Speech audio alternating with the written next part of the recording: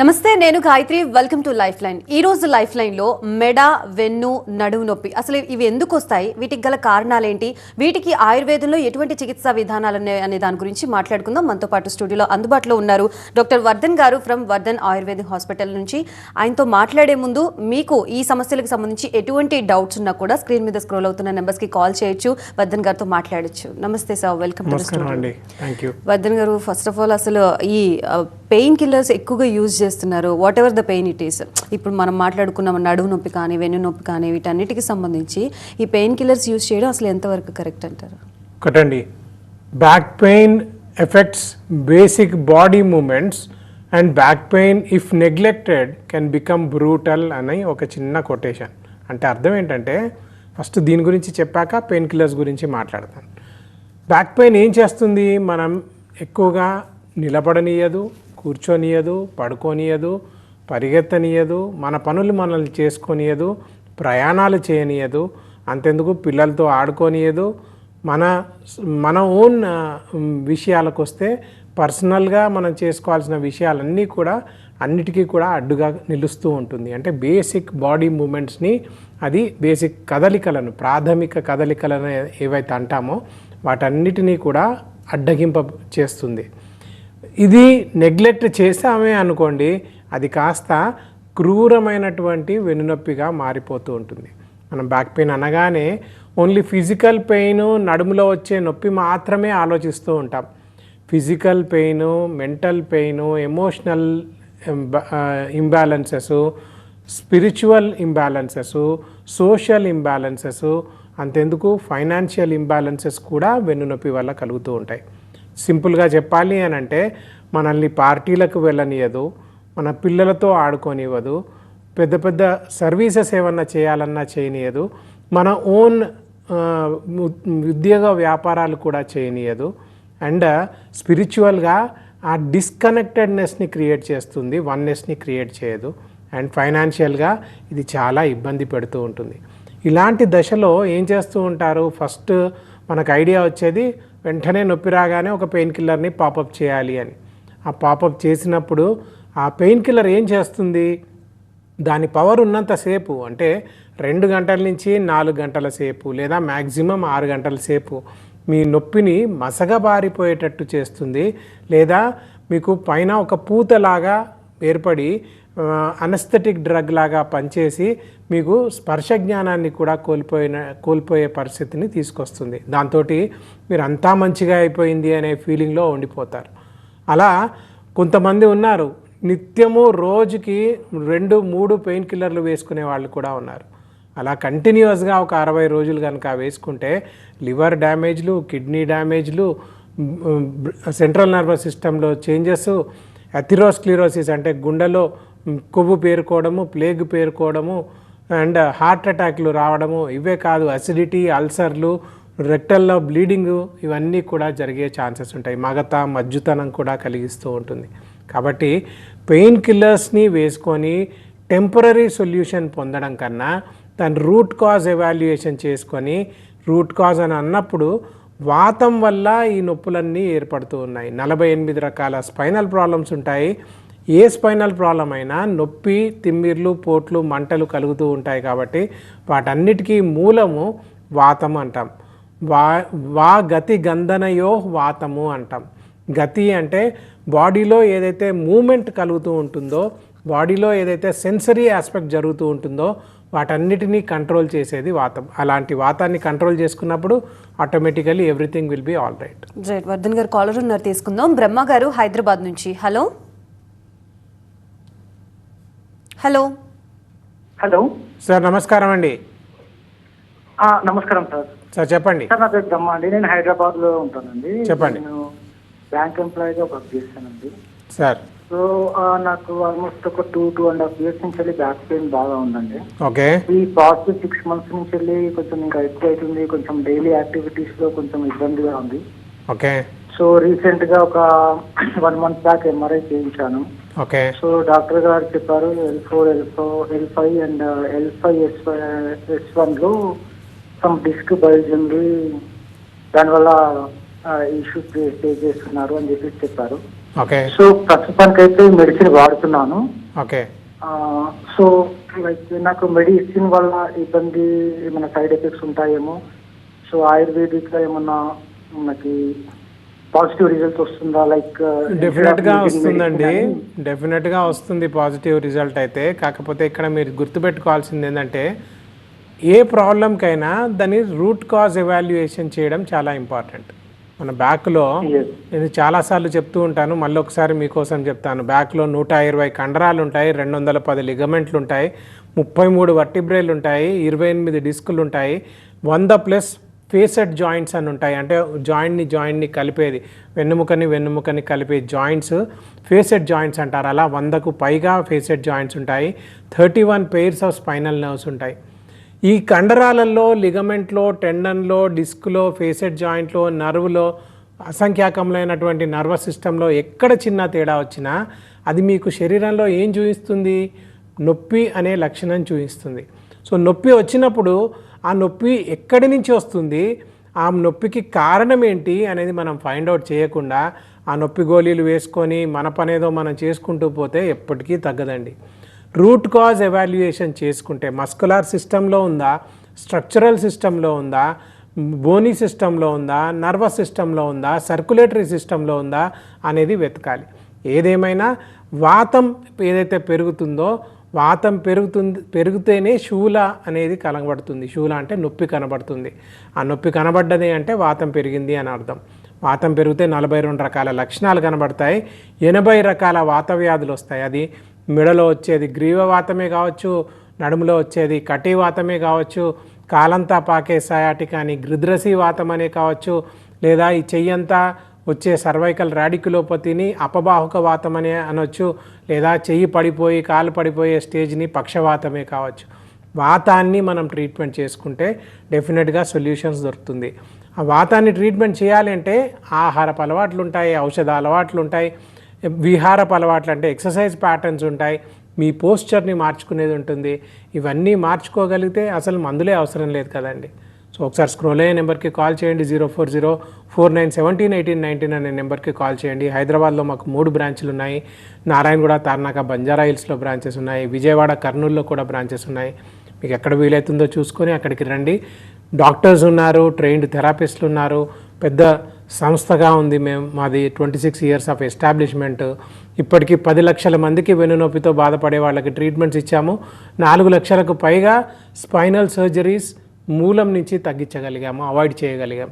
కాబట్టి స్క్రోల్ అయ్యే నెంబర్కి కాల్ చేయండి, డెఫినెట్గా హెల్ప్ చేయడానికి ప్రయత్నం చేద్దాం సార్. అండ్ వర్ధన్ గారు, ఆయుర్వేదం అనేది ఇదివరకు రోజుల్లో ఒక అద్భుతంగా చూసేవాళ్ళు.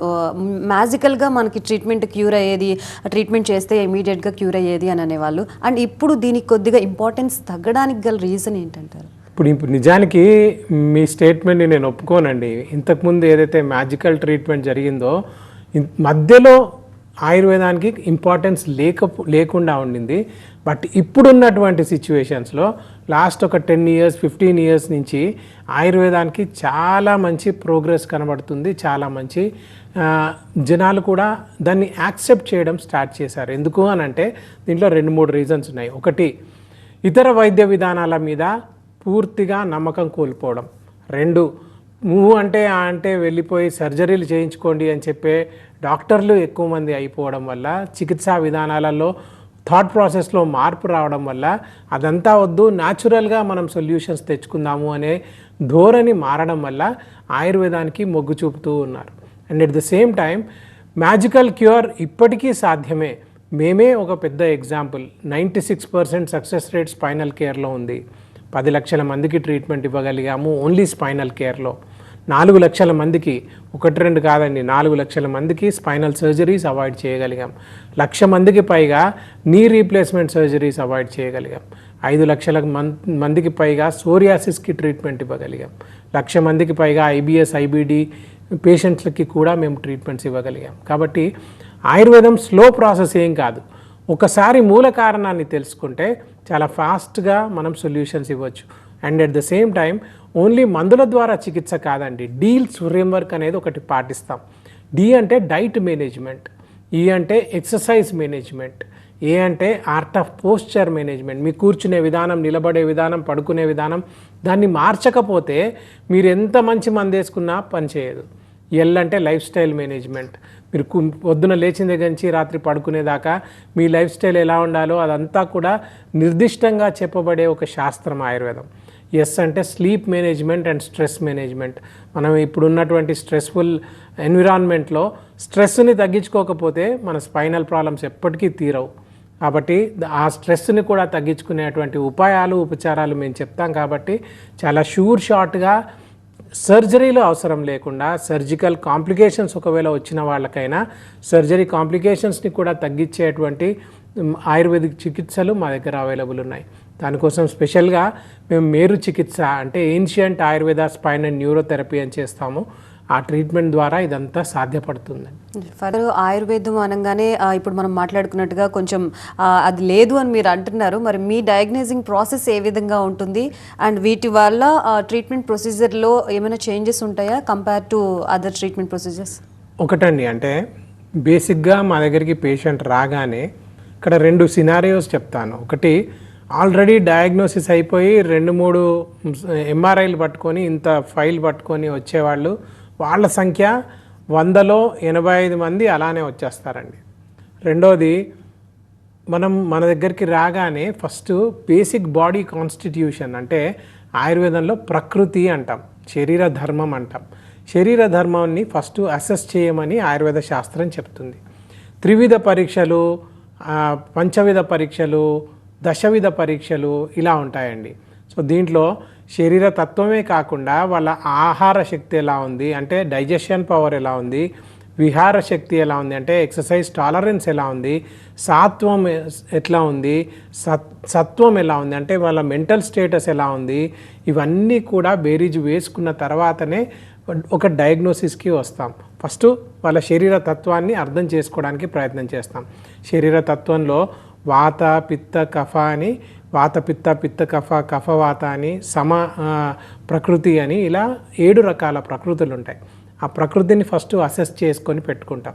రెండవది, వాళ్ళ వ్యాధి తత్వం ఎలా ఉంది, వ్యాధి ఎక్కడి నుంచి ఉద్భవమైంది అంటే ఎక్కడ పుట్టింది అని చెప్పడానికి మనకి కొన్ని లక్షణాలు ఉంటాయి.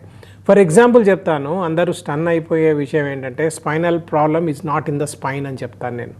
స్పైనల్ ప్రాబ్లం ఎక్కడ ఉంటుంది అని అంటే పక్వాశయంలో ఉంటుంది, అంటే మన గట్లో ఉంటుంది, పెద్ద పేగులో ఉంటుంది, చిన్న పేగులో ఉంటుంది.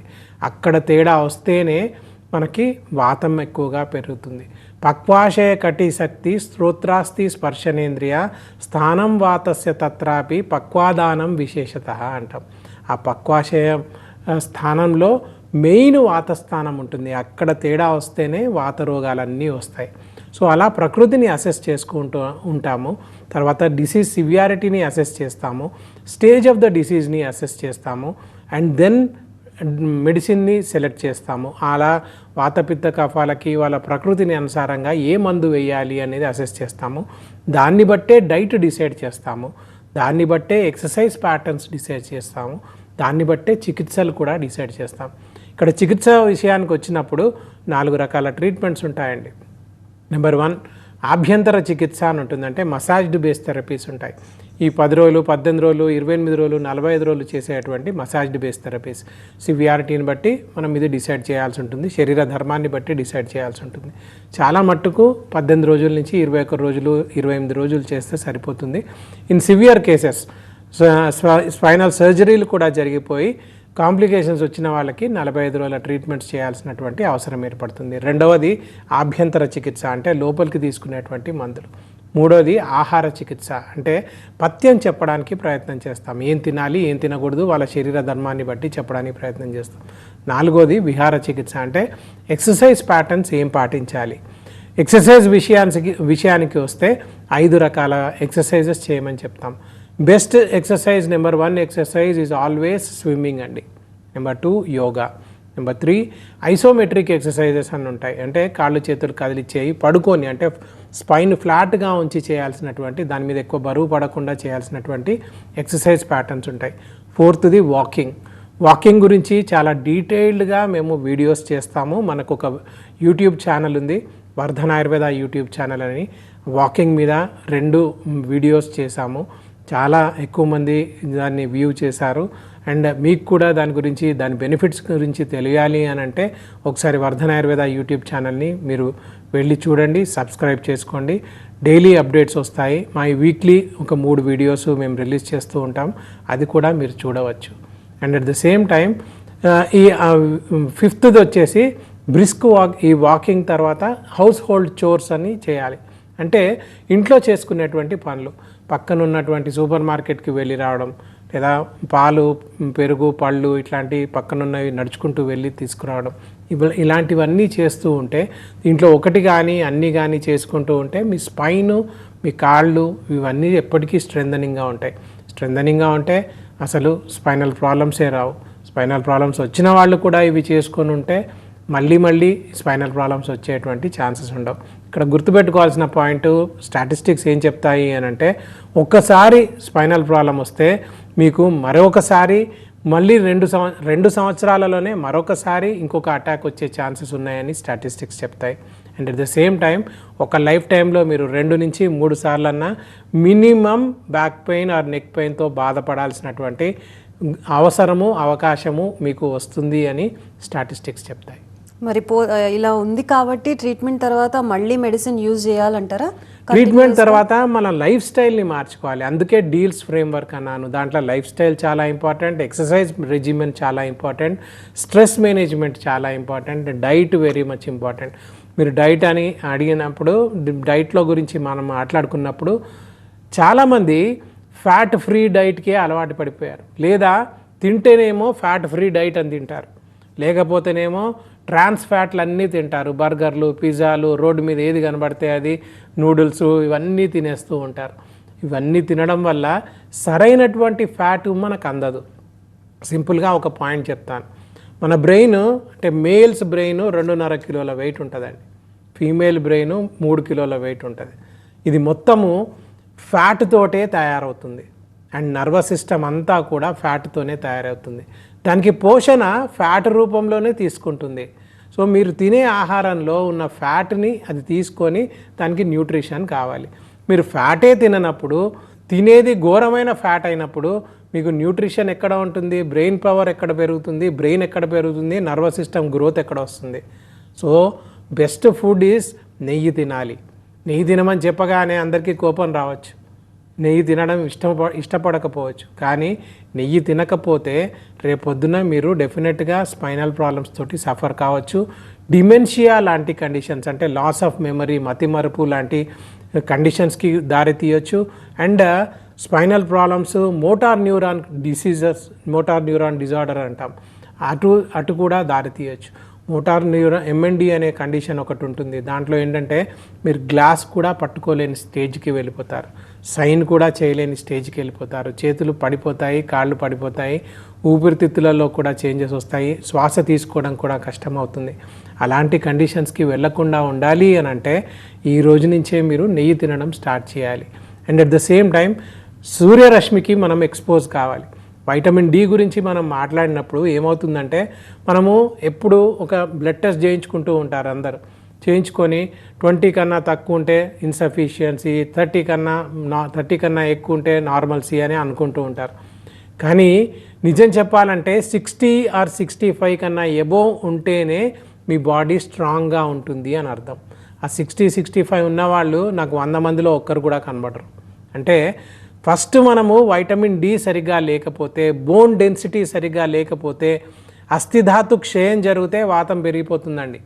అస్థిధాతు క్షయం జరగకుండా చూసుకోవాలి, అంటే బోన్ డెన్సిటీ తరగకుండా చూసుకుంటే వాతం నార్మల్గా ఉంటుంది. వాతం నార్మల్గా ఉంటే ఇంతకుముందు చెప్పినట్టు 80 రకాల అశీతి వాత రోగాలు రాకుండా ఉంటాయి. మోకాలు నొప్పి, నడుము నొప్పి, మెడ నొప్పి, భుజాల నొప్పి, మెడ నొప్పి, ఇవన్నీ నొప్పులు, ఆ నొప్పి అనే ప్రాబ్లం రాకుండా ఈ vitamin D or bone density మిమ్మల్ని కాపాడుతుంది. దానికోసము హైదరాబాద్లో చేసే నవాబీ కల్చర్లో ఉన్న ఫుడ్ అంతా కూడా చాలా సూపర్ ఫుడ్ అండి. పాయ, మటను, కీమా అంటే నాన్ వెజిటేరియన్స్కి. అదే వెజిటేరియన్స్ అయితే వాళ్ళు మష్రూమ్స్ లాంటివి తినొచ్చు, లేకపోతే వైటమిన్ డి సఫిషియెంట్గా ఉండే ఎండలో కూర్చోవచ్చు, లేదా మిల్క్ బేస్డ్ ప్రొడక్ట్స్ తీసుకోవచ్చు. ఇలాంటివన్నీ ఉంటాయి. దీని గురించి కూడా మా యూట్యూబ్ ఛానల్లో చాలా డీటెయిల్డ్ వీడియోస్ ఉన్నాయి. నిజానికి కావాలంటే వర్ధన్ ఆయుర్వేద యూట్యూబ్ ఛానల్ అని కొట్టండి, మీకు వస్తుంది. అక్కడికి కూడా వెళ్ళి ఒకసారి మీకు ఏవేవి అయితే ఇంట్రెస్ట్గా ఉన్నాయో ఆ వీడియోస్ అన్నీ మీరు చూసి లైక్ చేసి షేర్ కూడా చేసుకోవచ్చు. అండ్ వర్ధన్ గారు, ఆయుర్వేదంలో ప్రతి సమస్యకి పరిష్కారం దొరుకుతుందంటారా? ఒకటండి, అంటే సూపర్గా అన్నిటికీ మేమే సొల్యూషన్ అని చెప్పేది కాదండి. కానీ ఒక పాయింట్ మాత్రం చెప్తాను, ఎక్కడైతే ఇతర వైద్య విధానాలు నిజంగా ఫెయిల్ అవుతున్నాయో అక్కడ డెఫినెట్గా ఆయుర్వేదంలో సొల్యూషన్ ఉందండి. అండ్ ఆయుర్వేదం ప్రకృతి based treatment, person to person tailored made treatments available ఉంటాయి. కాబట్టి నాకు ఒక రకమైన ట్రీట్మెంట్ అవసరము, మీకు ఒక రకమైన ట్రీట్మెంట్ అవసరము, మిగతా వాళ్ళకు ఒక రకమైన ట్రీట్మెంట్ అవసరం. ఇతర వైద్య విధానాలలో అలా ఉండదండి. ఇప్పుడు ఒక క్రోసిన్ ట్యాబ్లెట్ వేశారు, అది అందరికీ క్రోసిన్ ట్యాబ్లెట్ ఒకటే వేస్తూ ఉంటారు. ఆయుర్వేదంలో జ్వర చికిత్స చేయాలి అని అంటే జ్వరం గురించి ఒక 3 డాక్టర్లను కూర్చోబెట్టి అదే పేషెంట్కి మందులు రాయమంటే 3 డిఫరెంట్ మెడిసిన్స్ రాస్తారు, 3 పనిచేస్తాయి. కాకపోతే రాసేవాళ్ళు కరెక్ట్గా రాయాల్సి ఉంటుంది, అండర్స్టాండ్ చేసుకునేది కరెక్ట్గా అండర్స్టాండ్ చేసుకోవాల్సినటువంటి అవసరం ఉంటుంది. కాబట్టి ఆయుర్వేద అన్నిటికీ సొల్యూషన్స్ ఇస్తుందా అని అంటే ఎమర్జెన్సీ కండిషన్స్కి నేను ఎప్పుడైనా అలోపతికి వెళ్ళమనే చెప్తాను. ఎందుకంటే ఎమర్జెన్సీ మెడిసిన్కి పెట్టింది పేరు allopathy. Chronic diseases and disorders ఉన్నాయి, దీర్ఘకాలిక వ్యాధులు ఉన్నాయి, దానికి డెఫినెట్గా ఆయుర్వేదానికి మీరు స్విచ్ ఆన్ కావాల్సిందే, మీరు అక్కడికి రావాల్సిందే. ఫర్ ఎగ్జాంపుల్ రుమటాయిడ్ ఆర్థరైటిస్ ఉంది, మా దగ్గర ఇంటర్స్టీషియల్ లంగ్ డిసీజ్కి ట్రీట్మెంట్ తీసుకునే వాళ్ళు ఉన్నారు. అండ్ లివర్ ప్రాబ్లమ్స్ ఉన్నాయి. మా దగ్గర విజయవాడలో ఒక పేషెంట్ వచ్చింది. ఈ పేషెంట్ ఏంటంటే 3 రోజులలో ఇంకా ఉండదు, ఆమె చనిపోతుంది అని చెప్పారనమాట. లివర్లో ఇంత పెద్ద కంతి ఉంది, ఇంకా బతకదు అని చెప్పారు. 11 సంవత్సరాలు అయింది, ఇంకా షీ స్టిల్ అలైవ్, అండ్ అది కూడా ఆయుర్వేద మందులతో. క్యాన్సర్ పేషెంట్స్ ఉన్నారు, వీళ్ళందరికీ కూడా పోస్ట్ కీమోథెరపీలు ట్రీట్మెంట్ తర్వాత కూడా బాడీలో ఇమ్యూనిటీ పెరగాలి అని అన్నా వీళ్ళందరికీ కూడా ఆయుర్వేదంలో చాలా బెస్ట్ పాసిబుల్ సొల్యూషన్స్ ఉన్నాయి. సో దీర్ఘకాలిక వ్యాధులు, సో దీంట్లో గ్యాస్ట్రిక్ కేర్ కావచ్చు, లివర్ కేర్ కావచ్చు, సోరియాసిస్, ఎగ్జిమా లాంటి కండిషన్స్ కావచ్చు, మేల్ అండ్ ఫీమేల్ ఇన్ఫర్టిలిటీ కావచ్చు, వీటన్నిటికీ కూడా బెస్ట్ పాసిబుల్ సొల్యూషన్స్ ఆయుర్వేదంలో ఉన్నాయి. వర్ధన్ ఆయుర్వేదంలో మెండుగా ఉన్నాయి. Yes, thank you so much Vardhan garu for being here and explaining about all these things. Once again, thank you so much. So చూసారు కదా, ఇది వాళ్ళ లైఫ్ లైన్. మరొక లైఫ్ లైన్లో మళ్ళీ కలుద్దాం. అప్పటి వరకు చూస్తూనే ఉండండి TV9.